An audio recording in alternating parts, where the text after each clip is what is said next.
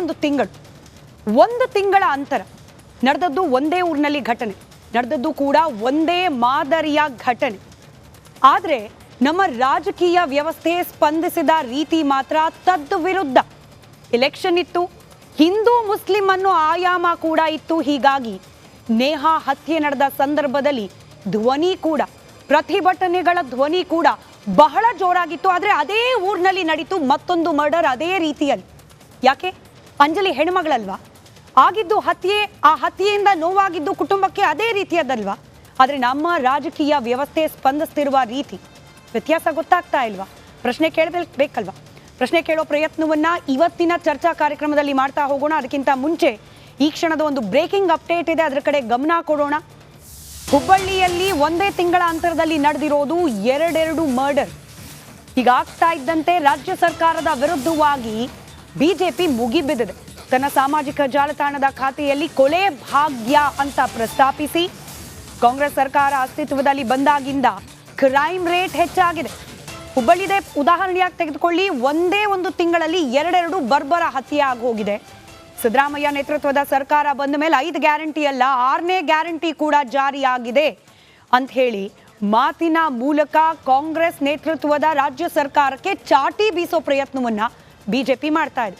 ಈ ರಾಜಕೀಯ ಕೆಸರೆರಚಾಟ ಇದ್ದಿದ್ದೆ. ಆದರೆ ನ್ಯಾಯ, ಆದ ಅನ್ಯಾಯವನ್ನ ಖಂಡಿಸಿ ಕೇಳಬೇಕಾಗಿದ್ದ ಪ್ರಶ್ನೆ, ಈ ಪ್ರಶ್ನೆ ಕೇಳುವಲ್ಲಿ ರಿಪಬ್ಲಿಕ್ ಕನ್ನಡದ ಬದ್ಧತೆ ಅಂದೂ ಇತ್ತು, ಇವತ್ತೂ ಕೂಡ ಇದೆ.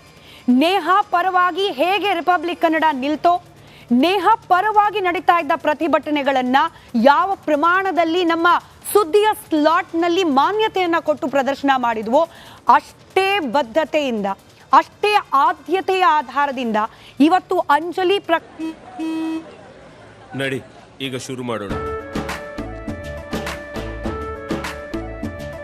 ಕೇಸರಿಯಿಂದ ಮನೋಲ್ಲಾಸ ಮನಸ್ಸು ಮತ್ತೇರಿ ಕುಣಿದಾಡಿದೆ ನೋಡು, ಮನಸ್ಸು ಮತ್ತೇರಿ ಕುಣಿದಾಡಿದೆ ನೋಡು.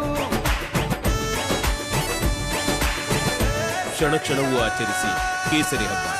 ವಿಮಲ್ ಬಾಯಲ್ಲಿ ಹೇಳಿ ಕೇಸರಿ ಪ್ರಕರಣವನ್ನ ಕೂಡ ಕೈಗೆತ್ತಿಕೊಂಡಿದೆ ರಿಪಬ್ಲಿಕ್ ಕನ್ನಡ ಒಂದು ಮೆಗಾ ಅಭಿಯಾನದ ಮೂಲಕ. ಕೇವಲ ಹಂತಕನಿಗೆ ಶಿಕ್ಷೆ ಕೊಡಿಸಿದ್ರೆ ಮಾತ್ರವಲ್ಲ, ಆ ನೊಂದ ಕುಟುಂಬಕ್ಕೆ ನ್ಯಾಯ ಸಿಗಬೇಕು. ಒಂದು ಮನೆ ಇಲ್ಲ, ಆ ಮನೆಯಲ್ಲಿರ್ತಕ್ಕಂಥ ಹೆಣ್ಣು ಮಕ್ಕಳಿಗೆ ಶಿಕ್ಷಣದ ವ್ಯವಸ್ಥೆ ಇಲ್ಲ. ಎಲ್ಲಿಗೆ ಬಂತು?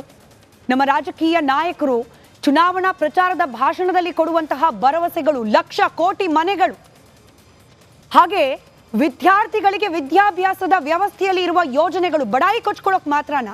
ನ್ಯಾಯ ಕೇಳಬೇಕಲ್ವಾ ಅಂಜಲಿ ಪರವಾಗಿ? ಹಾಗಾಗಿ ಇವತ್ತಿನ ಚರ್ಚಾ ಕಾರ್ಯಕ್ರಮ ಅಂಜಲಿಯ ಸಾವಿಗೆ ಸಿಗಬೇಕಾದ ನ್ಯಾಯದ ಪರವಾಗಿ, ಆ ಕುಟುಂಬಕ್ಕೆ ಸಿಗಬೇಕಾಗಿರುವಂತಹ ಪರಿಹಾರದ ನಿಟ್ಟಿನಲ್ಲಿ ಡೆಡಿಕೇಟೆಡ್ ಇರುತ್ತೆ. ಚರ್ಚೆಯಲ್ಲಿ ನನ್ನ ಜೊತೆಯಲ್ಲಿ ಜಾಯಿನ್ ಆಗ್ತಾ ಇದ್ದಾರೆ ಬಿಜೆಪಿ ವಕ್ತಾರೆ ಸುರಭಿ ಹೊದಿಗೆರೆ, ಜೆಡಿಎಸ್ನ ವಕ್ತಾರರಾದ ರಾಜು ಗೌಡ ಅವರು, ಹಾಗೆ ಕಾಂಗ್ರೆಸ್ನ ವಕ್ತಾರರಾದ ಮಂಜುನಾಥ್ ಅದ್ದೆ ಅವರು, ಹಾಗೆ ವಿಶ್ಲೇಷಕರಾದ ಬಸವರಾಜ್ ಇಟ್ನಾಳ್. ನೇಹಾ ಅವರ ತಂದೆ ಹುಬ್ಬಳ್ಳಿಯಿಂದ ಕನೆಕ್ಟೆಡ್ ಇದ್ದಾರೆ. ಬಹುಶಃ ಈ ಪ್ರಕರಣದಲ್ಲಿ, ಅಂಜಲಿ ಪ್ರಕರಣದಲ್ಲಿ ಅತಿ ಹೆಚ್ಚು ಧ್ವನಿ ಎತ್ತಿ ಮಾತನಾಡಿದವರ ಪೈಕಿಯಲ್ಲಿ ಅಗ್ರಸ್ಥಾನದಲ್ಲಿ ನಿಲ್ತಾ ಇದ್ದಾರೆ ನೇಹಾ ಅವರ ತಂದೆ ನಿರಂಜನ್ ಹಿರೇಮಠ್.